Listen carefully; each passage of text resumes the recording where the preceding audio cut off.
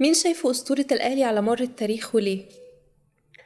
أسطورة النادي الأهلي على مر التاريخ ما ينفعش يكون غير الكابتن محمود الخطيب. ليه؟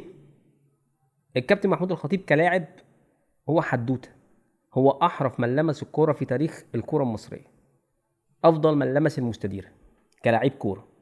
يعني أنا ما حضرتوش كلاعب، لكن أنا كنت بشوف الفيديوهات، كان الملعب بيترج، الجمهور بيهيص بيعلي صوته جدا لما بيشوف محمود الخطيب بيسخن نازل الملعب، او حتى لو هو واحد من ال11 اللي بادئين بيشوفوا قدام عينيه في الملعب ان هو هينزل. كان محمود الخطيب بالنسبه لهم الاهلي، كان محمود خطيب بالنسبه لهم هو الاسطوره، وهو اللي بيمثلهم وبيمثل الاهلي. ده بالنسبه لكونه لعيب كوره. الحاجه اللي تخليه اسطوره ان هو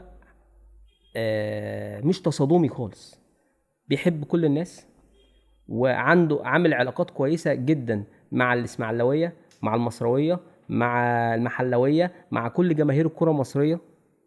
كان في حفله مثلا تلاقيه في حفل كوره، او كان في لابس التيشيرت بتاع الزمالك جنب حسن شحاته وجنب فاروق جعفر، واحد حاسس بقيمته. اكتر حد قدر النعمه اللي جات له كان الكابتن محمود الخطيب.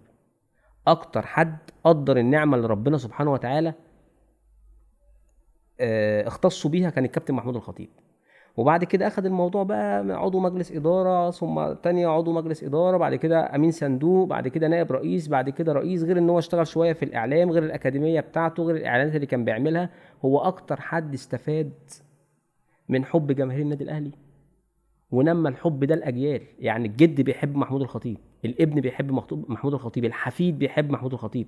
مين دلوقتي يشوف كابتن بيبو في الشارع ما يجريش ان هو يتصور معاه؟ انا اسف، يعني كل حاجه بتحب محمود الخطيب. المؤسسات بتاعت الدوله بتحب محمود الخطيب. راجل سياسي ذكي، مش تصادمي، ملوش اراء مخالفه.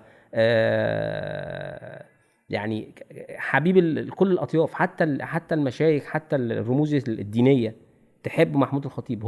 هو مش مستشيخ، لكنه مكرس للمبادئ اللي اتربت عليها اجيال. فهو واحد من اللي ربوا الجيل والاجيال على فكره الروح الرياضيه، على فكره الاحترام، على فكره المبادئ. فالكابتن محمود الخطيب هو بالنسبه لي هو اسطوره النادي الاهلي عبر كل العصور.